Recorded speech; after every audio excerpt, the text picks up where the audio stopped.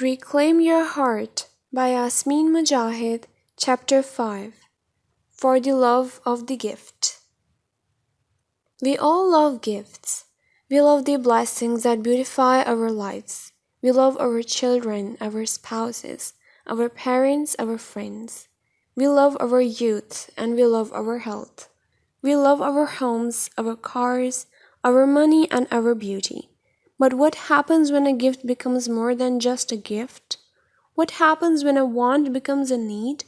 A favor becomes a dependency?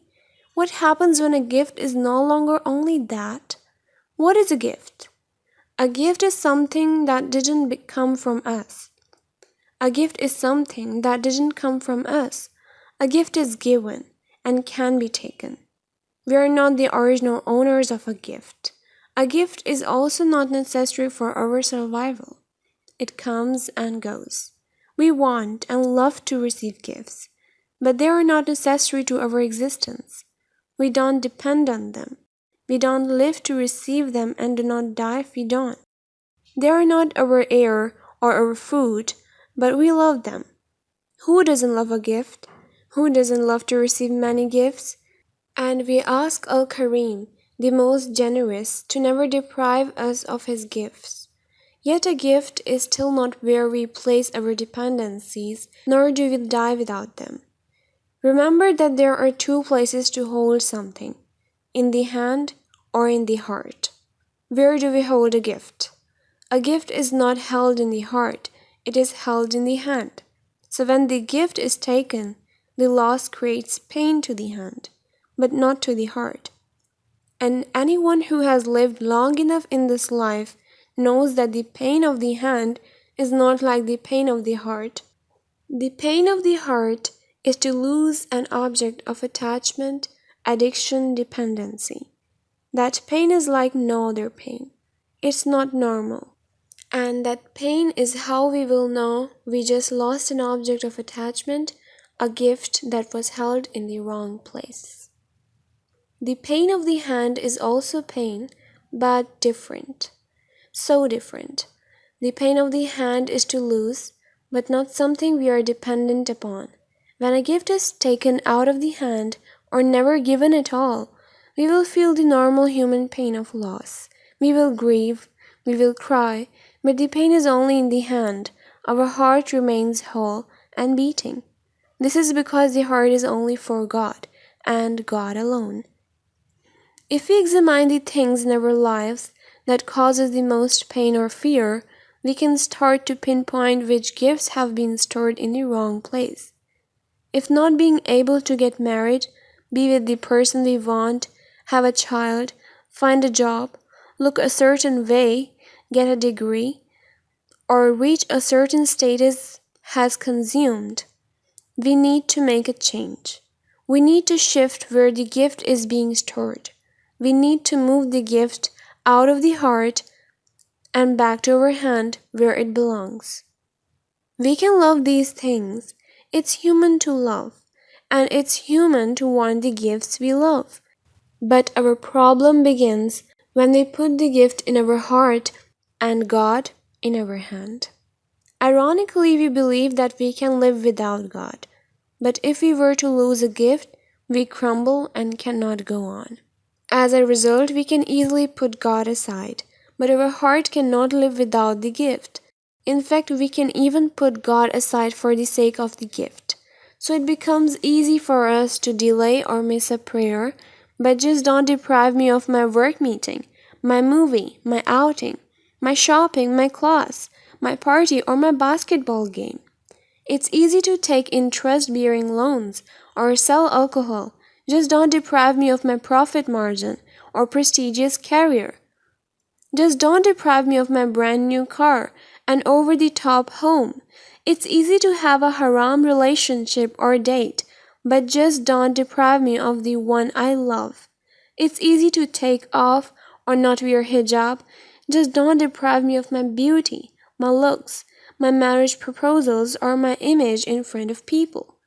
It's easy to put aside the modesty that God says is beautiful, but don't deprive me of my skinny jeans, because society told me that's beauty. This happens because the gift is in our heart, while Allah is in our hand, and what is in the heart can be put aside easily. What is in the heart we cannot live without and would sacrifice anything to have. But sooner or later we need to ask ourselves, what is it that we really worship? The gift or the giver? The beauty or the source? And definition of beauty. The provision or the provider, the creation or the creator. The tragedy of our choice is that we chain our necks with attachments and then ask why we choke. We put aside our real air and then wonder why we cannot breathe. We give up our only food and then complain when we are dying of starvation. After all, we stick the knife in our own chest and then cry because it hurts so much. But what we have done to ourselves. Allah says, وَمَا أَصَابَكُم مِّن مُّصِيبَةٍ فَبِمَا كَسَبَتْ أَيْدِيكُمْ وَيَعْفُو عَن كَثِيرٍ. Translation. And whatever affliction befalls you, it is on account of what your hands have wrought, and yet He pardons most of your faults. Quran, chapter 42, Ash-Shura, verse 30. Yes, what we have done to ourselves. But look how the ayah ends. He pardons most. The word used here is yafu, from God's attribute al-afu. This denotes not just forgiving or pardoning, but completely erasing. So no matter how many times we stick that knife in our own chest, God can heal us, as if the stab had never occurred. Al-Jabbar, the one who mends, can mend it if you seek Him. But how foolish is the one who exchanges air for a necklace? He is the one who says, "Give me the necklace, and then you can take away my air after that. Suffocate me, but just make sure I'm wearing the necklace when I die." And the irony of it all is that it is the necklace itself that suffocates us. It is our own objects of attachment, the things we love more than God, that kill us. Our problem began because we saw the gift as the air, instead of just that, a gift. So in our blindness, we became dependent on the gift and put aside the real air. As a result, when the gift was taken back, or never given at all, we thought we could not go on. But this was a lie that we told ourselves until we believed it. It isn't true. There is only one loss that we cannot recover from. There is only one reason we wouldn't be able to go on: if we lost God in our lives. The irony is that many of us have lost God in our lives, and we think we are still alive. Our false dependencies on His gifts have deceived us so much. Only God is our survival, not His gifts. God is our support and our only true necessity.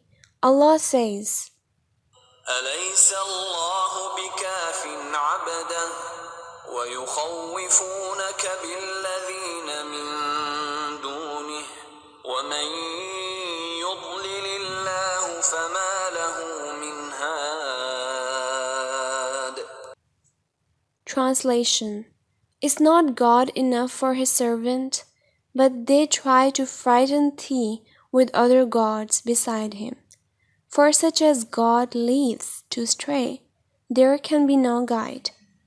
Quran, chapter 39, Surah Az-Zumar, verse 36.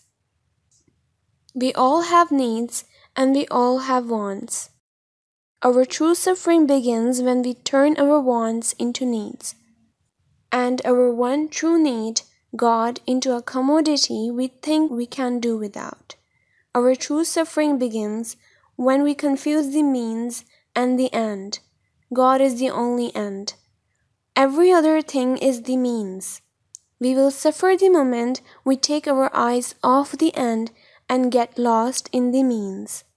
In fact, the true purpose of the gift itself is to bring us to God.